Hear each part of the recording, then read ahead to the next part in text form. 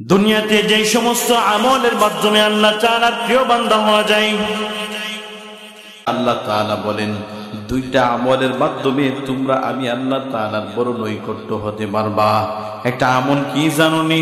এক নাম্বার আমল হলো আমি আল্লাহ তাআলার যেই সমস্ত পদে পদে যেই সমস্ত স্মরণগুলো আছে, যেই সমস্ত দোয়াগুলো আছে, দোয়াগুলো যদি তোমরা বড় পালন করতে পারো আমি আল্লাহ তাআলার প্রিয় হতে পারবা। যেমন ঘুমাইতে গেলে আমি আল্লাহ তাআলার প্রতি তোমাদের একটা দোয়া আছে, খাবার খাইতে গেলে আমি আল্লাহ তাআলার প্রতি তোমাদের একটা দোয়া আছে, যখন তোমরা ইস্তিনজায় যাইবা তো তোমাদের জন্য আমি আল্লাহ তাআলার প্রতি একটা দোয়া আছে। যখন তোমরা যে কোনো একটা কাজ করবা, প্রতিটা কাজের শুরুতে যখন আমি আল্লাহ তাআলার স্মরণ নিয়ে যখন কাজটা করবা, তখন বান্দা দিনের ভিতরে তোমার এমন একটা ইতমিনান হয়ে যাবে, কাজটা কিন্তু আমি করতে পারি নাই, আমার আল্লাহ তাআলা কিন্তু আমার এই কাজটা করাইতেছেন। আমি ঘুমাইতে পারি নাই, আমার আল্লাহ তাআলা কিন্তু আমাকে ঘুম পাড়াচ্ছেন। আমি খাবার খাইতে পারি নাই, আল্লাহ তাআলা কিন্তু আমারে বড় খাবার খাওয়াইতেছেন। আমি হাঁটতে পারি নাই, যখন আমি হাঁটার শুরুতে যখন আল্লাহর নামটা নিয়ে যখন হাঁটবো তখন আমার দিলের ভিতরে এমন একটা বুদ্ধমন চলে আসবে। আমি হাঁটতে পারি নাই, মালিক আমারে হাঁটাইতেছেন। আমার রিজিক আসে নাই, রিজিক কামাই করতে পারি নাই, মালিক আমারে রিজিক দিতেছেন। এমন একটা বিশ্বাস যখন আমার দিলের ভিতরে চলে আসবে, দুনিয়ার সমস্ত কাজের শুরুতে আমি আমার মালিকের নামটা যখন সর্বপ্রথম আনবো, আমার দিলের ভিতরে তখন এমন একটা অবস্থান চলে আসবে, যদিও আমি কাজটা করতেছি কিন্তু কাজটা তো আমি করতেছি না, আমি অসহায় হচ্ছি, কিন্তু আমার আল্লাহ তাআলা কিন্তু কাজটা করাইতেছেন। এমন ভাবে যখন আমি সব সময় যখন চলে আসব মালিকের প্রতি, আমি তখন আমি মালিকের প্রতি নৈকট্যশীল হতে পারবো, মালিকের প্রিয় বান্দা তখন আমি হইতে পারবো। কওমি মাদ্রাসার একটা কিতাব আছে, কালিউবি কিতাব। কিতাবের মধ্যে স্বামী আর স্ত্রী দুইজনের একটা ঘটনা বর্ণনা করে। স্ত্রীটা ছিলেন বড় একটা বুজুর্গ, স্ত্রী ছিলেন বড় একটা নেককার বান্দি, স্বামী ছিলেন বড় নাস্তিক মার্কা মানুষ, বেঈমান একজন মানুষ ছিলেন। স্ত্রী তার প্রত্যেকটা কাজের শুরুতে স্বামী যখন বলে স্ত্রী তুমি আমার এক গ্লাস পানি দাও, স্ত্রী তখন বিসমিল্লাহ বলে স্বামীর হাতে গ্লাসটা দেয়। স্বামীর কাছে এটা ভালো লাগে না। আবার যখন স্ত্রীকে বলে স্ত্রী তুমি আমার প্লেটের মধ্যে খাবার দাও, স্ত্রী তখন বিসমিল্লাহ বলে স্বামীর প্লেটের মধ্যে খাবার দেয়। আবার যখন স্বামী যেই প্রয়োজনে যেই সমস্ত অর্ডার গুলো দেয়, স্ত্রী তখন আমার আল্লাহ তাআলার নামটা স্মরণ করে স্বামীর সামনে যখন এটা পেশ করে, স্বামীর কিন্তু এটা বড় ভালো লাগে না। খাইতে বিসমিল্লাহ, খাবার থেকে উঠতে বিসমিল্লাহ, প্রতিটা কাজের শুরুতে আমার মালিকের নামটা যখন স্মরণ করে, কিন্তু স্বামীর তো গাটা বড় জ্বলে ওঠে, এটা তার কাছে ভালো লাগে না। স্বামী তারে বিপদে পালানোর জন্য, আমার মালিককে অসন্তুষ্ট করার জন্য, স্ত্রীর কাছে আমার মালিককে লজ্জিত করার জন্য স্বামী একদিন তার একটা টাকার একটা তোলে তার স্ত্রীর কাছে দিছে। যেমন স্ত্রী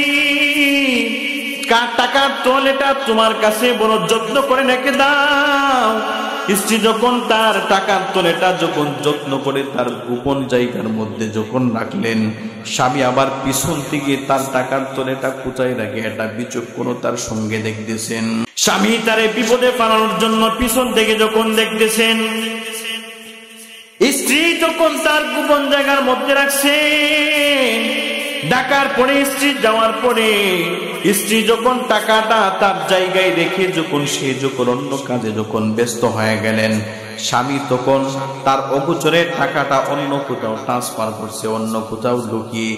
2 দিন পরে স্ত্রীকে আয়েশা বলতেছেন, স্ত্রী আমার তোমার কাছে একটা টাকার একটা ব্যাগ রাখছিলাম, সেই টাকার ব্যাগটা তুমি আমারে দাও। তখন স্বামী মনে মনে ভাবতেছে আমার স্ত্রী যেই জায়গার মধ্যে টাকাটা রাখছিল টাকাটা তো ওই জায়গার মধ্যে নাই, বরং আমি তো ওই জায়গা থেকে টাকাটা সরিয়ে দিলাম।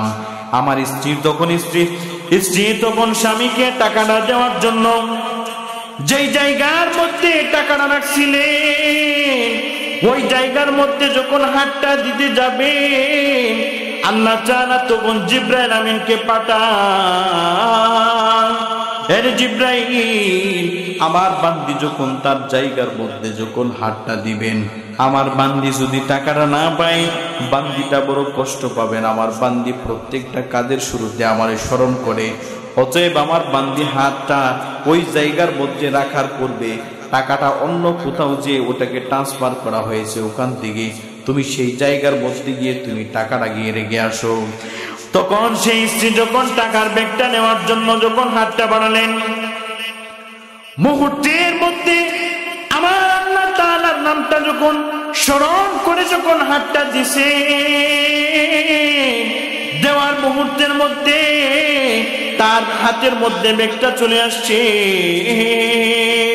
স্বামী যখন একটা পেরেশানির মধ্যে পড়ে গেলেন, মুহূর্তের মধ্যে বড় চিন্তা করলেন, আমি তো আমার স্ত্রীকে এবং তার খালেক এবং মালিককে, তার স্রষ্টাকে লজ্জিত করার জন্য যে একটা খারাপ কাজ করলাম, টাকার ব্যাগটাকে তার কাছ থেকে আমি সরিয়ে দিলাম।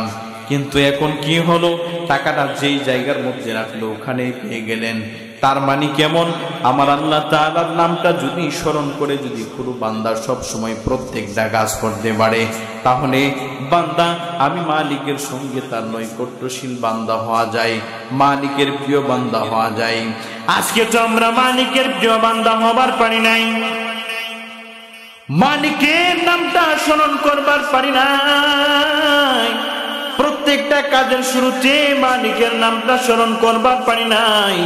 এজন্যই তো আমাদের প্রত্যেকটা কাজের ভিতরে বড় লেজ কাটা থাকে, প্রত্যেকটা কাজ করি কিন্তু সাকসেস হতে পারি নাই। যখন একটা বিপদের মধ্যে পড়ি, যখন কারো কাছে দোয়া, নিজের দোয়া করি তো দোয়া কবুল হয় না, অন্য কারো কাছে দোয়া চাই তো কোনো দোয়া কবুল হয় না।